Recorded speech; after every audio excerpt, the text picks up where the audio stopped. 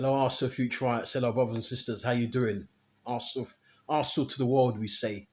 And even though it's been a difficult week for many Arsenal fans, for the ones who really care, and I'm sure all of you care, but there are some Arsenal fans I'm watching online. It's like they're not bothered about the defeat. Yeah, but I'm really bothered, and there's a lot of others who are bothered about the result. Uh, yeah, bothered about the defeat to Aston Villa last week, Saturday. Anyway, before I go on, please do me a favor. If you can smash a like on this video because it helps to grow the channel. And if you can subscribe as well, that'd be very, very nice of you. And if you can leave your comments down below, all of these things help with the algorithms of YouTube. And if you can hype the videos, that'd be very, very good as well. Thank you so much. Anyway, without much ado, I want to say that it's not been an easy week. I've been a bit fed up this week because the thing is, I was watching the highlights of the Villa game yesterday, and to see where we went wrong, because I mean a lot of people talk about it, and I saw the game last week, but that was a few days ago, so that was still, I wanted to watch the highlights of the game and to kind of refresh my memory as to what really happened, because we were so poor, we were so lethargic last week Saturday, and it just seems like our players were just loose. Eze kept slipping over the pitch, it was like he had roller skates on. It was crazy. He kept slipping over the pitch. A lot of our players were out of position. It was really strange, and I'm hoping that it doesn't happen again. No team is perfect, but I'm just saying that I really hope that doesn't happen again. If it happens, it must be a very, very long time down in the future when maybe a game it doesn't matter. But for the rest of this season, I'm praying that doesn't happen again in terms of us being out of position, out of shape, lethargic, not being up for the fight. And the thing is, of course, let me take you stage by stage. Of course, we had a good chance in the first half. We had a very good chance. And actually, Odegaard was it Odegaard? No, it was actually Eze from Odegaard's pass, put the ball in the back of the net, but it was offside. And then afterwards, Watkins was twisting and turning in Gapia, and his shot was saved excellently by David Raya. David Raya made a wonderful save from Ollie Watkins. And Ollie Watkins normally always scores against Arsenal. You know that he's a boyhood Arsenal fan. His whole family are Arsenal. And he does have a habit of scoring against us. We could have signed him as well on a couple of occasions over the last couple of years. But this time he was thwarted. And then Villa grew into the game and they scored. I'm trying to remember what minute. They scored in about, 35 minutes or so, where the ball came in, and then Eze at the back post, losing Matty Cash to score 1-0 to Villa. I couldn't believe it. But Eze shouldn't be so back. Eze is more of an attacking player. He should be further forward. He shouldn't be back so far. So really, he played on the left-hand side. So where the hell was Calafuri on that side? Crazy. Anyway, 1-0 to Villa. We equalised after half-time. We made some substitutions. Trossard and those guys came on. Victor Gyökeres came on as well. And I actually thought it was Gyökeres who scored the goal. But when I realised it was actually Trossard from Saka's board played into the box. A good move by Arsenal, which involved Odegaard to Saka. Ball crossed into the box. Villa failed to clear it, and then there was Trossard, who's always clutch for Arsenal, at the back post. It came in, it went in via deflection of one of the Villa players. But nonetheless, it was 1-1, and the goal was given to Trossard. He has a habit of scoring off the bench. He did it last season against Villa as well. Came off the bench in a 2-0 win for Arsenal. But anyway, the game played out. We were on top for about the first 25 minutes of the second half. Then all of a sudden, I don't know what it was, Villa just grew back into the game again. And as they grew back into the game, they looked like they were the likeliest team to score. And then Buendia came on. Funny enough, another player that we were linked with not so long ago. We wanted to sign him, but it didn't happen. And then he stayed at Villa. I think he went on loan to Norwich, if I'm not mistaken. And they came out to Villa. And then he scores with the last kick of the game. We didn't even have time to restart the match from the semicircle. And there it is. But the goal we conceded for the winner for Villa was very, very poor. All of our players were all over the box, all over the place. Nobody was really closing anybody down.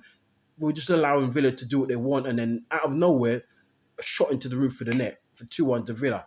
And we've not conceded a goal like that for a very long time. So far this season, when we do concede goals, it's always always a worldy goal or a goal which the opposition has to work extremely hard for. Like when Sabroza scored against us at Anfield, that free kick, and so on. And when Haaland scored against us at the Emirates, it wasn't an easy goal. They had to run a lot, do a lot of running, and even if he was closed down, he still found the net. So a lot of players, a lot of teams who scored against us this season have had to really work hard. It's had to be a worldie of a strike to beat David Raya. But this is the first time I think that we've really been opened up on two occasions. First by Matty Cat, well, the first goal for Villa, when Matty Cat scored, and the second goal for Villa, that Brendia scored. Usually, Arsenal typically haven't conceded goals like that for since this season started. And you have to go back like a couple of seasons, last season, and and the season before since Arsenal conceded a sloppy goals like that. But on Villa's part, those were good goals. Those were very good goals. But on our part, it was poor marking and poor defending, and then we have to move onwards and upwards. We've got Wolverhampton Wanderers at the weekend. They're the bottom side. They just lost 4-1. They just got thrashed 4-1 to Man United on Monday night. I saw the game at the office. And Man United could have scored much more than 4, I'll tell you that. And this is Man United. They're not really, at this moment in time, a great team. They're a big club, one of the biggest clubs in history. They used to be the best team in the world 10, 20, 30 years ago. But now they're a poor shadow of their former selves. And they went to Wolverhampton Wanderers. They went to Molineux and destroyed Wolverhampton Wanderers. And as I said, it could have been 5 or 6, 7-1. And Rules were very lucky that it was only 4-1. And so we got them at the Emirates next weekend. I think it's on Saturday. I think it's a very late kickoff on Saturday, actually. So I'm hoping that we can pick up 3 points because by then, I'm not sure if City play before us. I've got to check the fixtures. I did look at the fixtures, but I didn't really count. I forgot if City played before us or if they played the same day or if they play on a Monday. But anyway, if City are playing before us, they're playing Crystal Palace. And if they beat Crystal Palace, I think it's at Selhurst Park. And Palace are very good at home, so it could be a draw. I'm hoping that Palace can beat them. But if City beat Palace, then we'll be 1 point behind. We'll be 1 point behind City, with a game in hand, and it's come to that. We've allowed City to come all the way back from where they were before to catch us up and possibly even pass us. I know it's only a game in hand and by 1 point, but it's this is what happens when this happened because we didn't beat Sunderland, and we should have hanged on in injury time. We should have hanged on against Sunderland. We didn't beat Chelsea when we were facing 10 men, and we didn't pick up a draw against Aston Villa. I went for 3-2 to Arsenal. But because of where I saw Villa play, they played really, really well with a lot of energy, a lot of vibes. I thought maybe a draw was the best. And because we didn't have our first choice centre back partnership of the two, probably the best centre back partnership in European football, possibly the world football, we didn't have either of them. And so I was expecting maybe, okay, they're Villa very good at home. They haven't lost at home for about a year. And they always seem to do well against us. And they're thinking maybe, okay, then maybe we might get a draw. If we carried our A game to the match, I think we could have possibly gotten a win, but we didn't. And we're disjointed. We had players out, and I think, again, Arteta made a mistake. He's been doing well so far this season, but for the first time in a little while, he's made a big mistake. When he played, he should have kept Eze in the 10 because Eze's been balling out. He's scored a hat-trick against Spurs and he set a goal up against Bayern Munich. And in general, I think he's been okay. He's getting the feel of the ball, but Odegaard has been out for a while, injured. He hasn't been playing his best football for maybe 2 years now. I know he's a captain, but we've been doing so well without him. He should have just brought him back in like that. He should have kept him out for a longer period of time and let him work his way back into the team again, back into the starting lineup. So when he comes off the bench, he should be working. Okay, then Odegaard came off the bench as an example. Okay, Odegaard came off the bench, and he's actually played quite well, And then let him build himself up. Let him build back his form. Let him play himself into form again. And then before you start picking him, he hasn't done anything. He's been out for a while. I think he made 2 substitute appearances since he's been back, if I'm not mistaken. And he could have waited to move Eze. And Eze's a winger. Eze's a 10. He's a central player. He plays as a 10, or he could play as a second striker. He doesn't play wide out on the flanks. And we played him. Arteta played him wide on the left. on Sunday and Saturday against Villa, and that's what we. He's not a winger, and that's why hence he had a bad game. You could see he was at fault for the first goal, and he's not in his natural habitat, so to speak. So that was all on Eze, that first goal, and I don't fully blame him because he's out of position. Anyway, California should have been there, not Eze. But that's just one part of it. That's a small part of it. And I'm pushed for time, so I'm gonna hurry up. So yeah, so we lost 2-1 to Villa. Funny enough, we got them in again about 2 weeks time. So we got them at the Emirates in about no, it's not 2 weeks time. I think it's at the end of December. I think it's after Christmas we got them. I think it's our first game back after Christmas. I think we got them again. But anyway, don't worry. We'll be doing a match preview for that and a match review of that match. Yeah, we got them again. So we don't have to wait long to try and get a revenge against them in the Premier League. And hopefully we do because they also have a good record at the Emirates. So they're one of our bogey teams. So we've got to make sure that we deal with them because we owe them one. And let's hope we can get 3 points. But that's a few weeks off. This game we lost 2-1, and hopefully we can just bounce back. And I'm a bit annoyed with Arsenal at the moment because we always do this. Now we've been to a lot of the top teams we've played this season. We haven't picked up any points, or we picked up only 1 point. We should have beaten Chelsea with 10 man. We should have gotten a draw at Anfield, and Liverpool very poor this season. Us and Burnley, the only two teams that to score against Liverpool this season. We didn't. We lost 1-0 in the last minute to a Sablozai Worldy. We were Port Man United, even though we won 1-0, we were very Port Man United.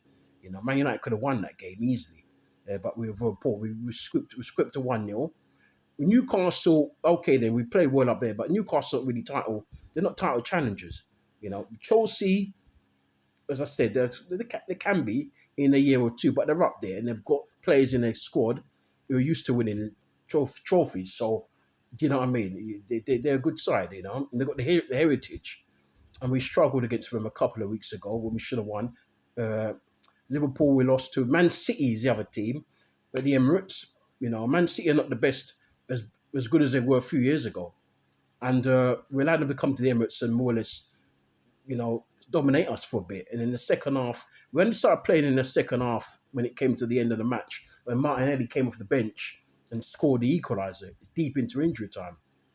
But we've been a bit poor this season against our rivals and the teams up there this season. We really have, And it's a bit of a worry because we can't just be rolling over teams mid-table and down the bottom. We need to be beating the top teams as well. The teams up there with us, we're going to be beating those teams. And Arteta's got to sometimes be brave in his tactics. Another thing I don't like is that when we get back into a match, we ease off again. So if we're trailing 1-0, a classic example was a game against Villa on Sunday. We equalised and then we just took off the pedal. Sometimes when we go 1-0 up, we do the same thing. We go 1-0 up and then we stop playing. Then it allows the other team, to get back into the match again. And then sometimes what happens is now they're in the ascendancy because now we've taken off the gas for no reason. Top teams and teams that are going for titles, they keep going, and maybe they'll get 2 or 3 goals, 4 or 5, and then ease off. And then make some substitutions and just play the game out. But we just score 1. We think we've won it because we've got such a good defence and a good keeper. We feel as though, we score 1 and that'll be it. We can't do that because a goal can come out of anywhere. It takes a second to score a goal, And a team could get a goal from any source. They could be given a penalty. It could be a bizarre own goal or something like that, or a Woldy from out of nowhere. So we've got to make sure that we've got the game won properly before we start showboating and before we start easing off the gas. We can't keep doing this. Because if we keep doing this, the league won't be ours come May. It'll go back up to Man City. Because I can't see anybody else winning it apart from if City don't win it, we win it, and vice versa. I went for City at the start of the season to win it, and then I didn't kind of change to Arsenal, but I think City are back in as my favourites. And I'm thinking that I'm hoping that we do it, but City have got the experience, and they've got the manager, they've got players who've won it. So you've got to give it to them. And even though they're 2 points behind us, but we have still got to go to the Etihad. That's the worry. And I'm not sure. We haven't won up there for 10 years. So if we can get that monkey off our back and go up there and batter them, or try and get a point, then we'll be okay. If not, it's looking kind of as the young guys say nowadays, as young people say nowadays, it's looking a bit techie. So I've got to see what happens, and hopefully we can get the win. But I think we played them in, I think it's January or February we played them, if I'm not mistaken. So let's be prepared for that one when it comes along. You take care of yourselves, and when we're back later with a review I keep saying review of the preview of the game against we're playing against later on in today. We're playing in the Champions League, you know. So Club Rouge from Belgium, they're a good side. They've improved a lot over the last few seasons. So it won't be an easy match for Arsenal. So when I come back later, give me a couple of hours, upload this video, edit the video, then we're going to come back and do another recording and another preview of a match tonight. Hopefully we can get back to winning ways, guys, and hopefully we can win tonight. But so far in the league, we've got all to do. We're gonna make sure that we beat Wolves on Saturday and pick up 3 more points, because we need to win a trophy this season. And there's no way Arteta stays if we don't win anything this season. He's gonna go. Anyway, you guys, you take care of yourselves. Love you all, and speak to you later. Adios.